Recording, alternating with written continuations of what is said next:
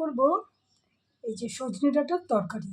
এটা দুই বঙ্গই করে, সর্ষে বাটা এবং সর্ষে বাটা ছাড়া। সর্ষে বাটা দিলে আর বড়িটা দেয় না, আর যদি এমনি একটা তরকারি করি তাহলে বড়ি দিই। তো এই যে বড়ি আমরা ভেজে নেব। আর মশলা যেটা লাগছে সেটা হচ্ছে ধনে জিরে গুঁড়ো, এটা হচ্ছে লঙ্কার গুঁড়ো আর আদা, এটাকে আমরা একসাথে মিশিয়ে দেব।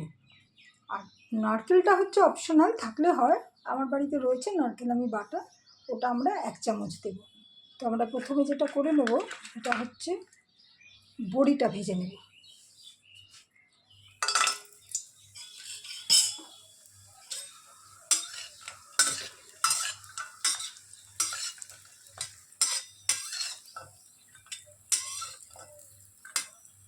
এটা পশ্চিমবঙ্গ পূর্ববঙ্গ দুই বঙ্গের বাঙালি যারা, তারা এটা খায় তরকারি সজনে ডাঁটা দিয়ে। সজনে ডাঁটা আমার মনে হয় অন্য কেউ এরকম খায় না, সাউথ ইন্ডিয়ায় সাম্বারে ব্যবহার হয়। বড়িটা ভাজা হয়ে গেছে, এবার আমরা দিলাম একটু তেজপাতা আর 5 ফোড়ন।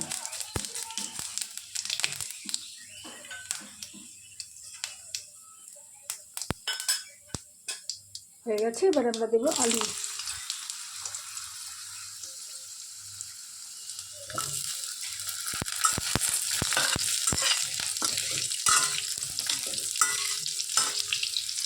আলুটা একটু ভাজা হলে কাঁচা ভাত গেলে তবে আমরা কুমড়োটা দেব।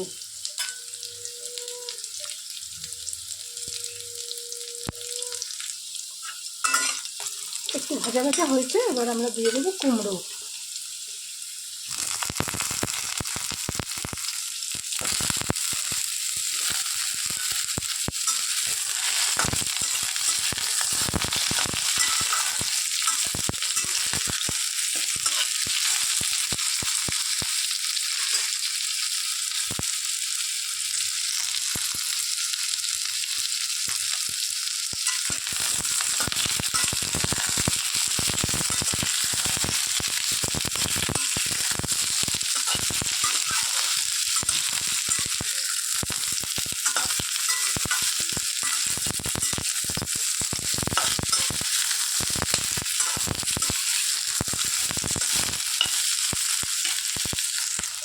একটু হয়ে গেছে ভাজা, এবারে আমরা দিয়ে দিচ্ছি ডাঁটাগুলো।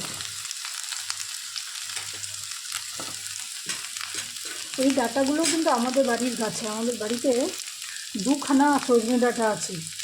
মানে সে সজনে ডাঁটা আমরা খেয়েই চলেছি, প্রেশার হচ্ছে না, সবাইকে দেওয়া হচ্ছে।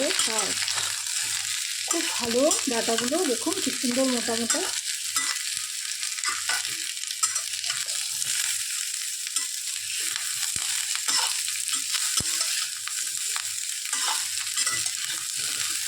এটা দিয়ে আর বেশি কিছু করার দরকার নেই। এবার আমরা ওই যে মশলাটা রেখেছিলাম ওটা একটু জলে গুলে দিয়ে দেবো। এবার একটু জলে গুলে নিয়েছি,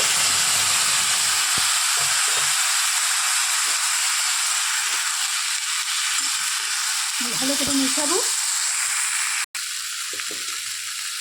কাঁচা লঙ্কা দিলাম, আর মশলা ধোয়া জলটা একটু দেবো।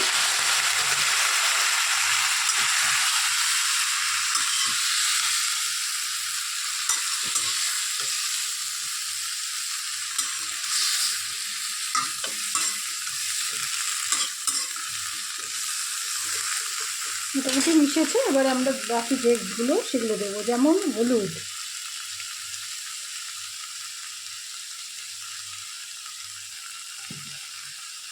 এবার দেবো নুন, ডাঁটাগুলোতে তাহলে নুন ঢুকবে, আর দেবো একটু চিনি। যদি আপনি বেশি হন তাহলে আপনি একটু বেশি চিনি দেবেন।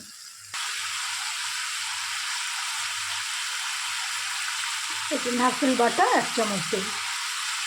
যে কোনো নিরামিষ রান্নায় কিন্তু নারকেল বাটা একটা খুব উপকার। তো অনেকে আবার নারকেল তারা সহ্য করতে পারে না, কিন্তু আগেকার দিনে যারা আমাদের বিধবা পিসি ঠাকুমা এরা ছিল, এটাতে তাদেরই রান্নাঘরে রান্না হতো নিরামিষটা, সেই নিরামিষ আমিষ বাড়িতে পাঠিয়ে দেওয়া হতো।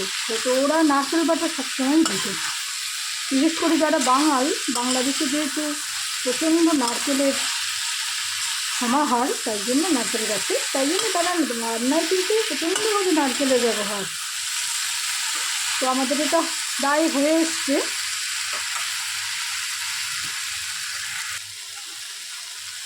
হয়ে গেছে, বেশি তো কষাতে হয় না নিরামিষ রান্নায়। তো এখন আমরা দিয়ে দিচ্ছি একটু জল, কেননা ডাঁটা, আলু, কুমড়ো সব সিদ্ধ হতে হবে।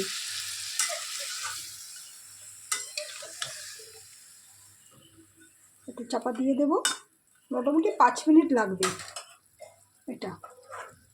এই জন্য এটা চাপা দিয়ে দিলাম।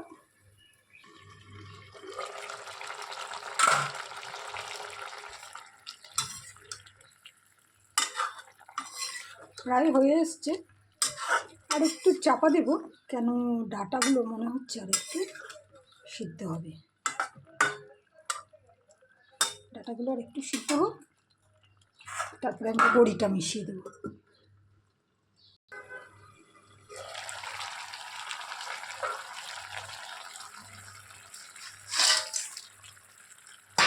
বড়িগুলো একটু ভেঙে দিলাম, ভেঙেই দিতে হয়, তবে টেস্ট হয়। এবারে এই যে তরকারিতে একটু একটু ঝোল আছে না, ওটা আমরা রেখে দিচ্ছি, কেননা টেনে যাবে, যেই ঠান্ডা হবে সেই টেনে যাবে। তো আমাদের হয়ে গেছে সজনে ডাঁটার তরকারি, এবং এগুলো কিন্তু ট্র্যাডিশনাল এবং কয়েকশো বছরের পুরনো রান্না। দেখুন, কোনো কিচ্ছু লাগে না, সামান্য এই উপকরণে কত সুন্দর রান্না হয়েছে, এবং স্বাস্থ্যের জন্য ভালো। আর এটা গরম ভাতে ভালো, রোগী, শরীর খারাপ, যে কোনো রকম মানুষের জন্য এই সজনে ডাঁটার তরকারি ভালো লাগলে কমেন্টে জানাবেন, এবং সাবস্ক্রাইব করবেন, শেয়ার করবেন।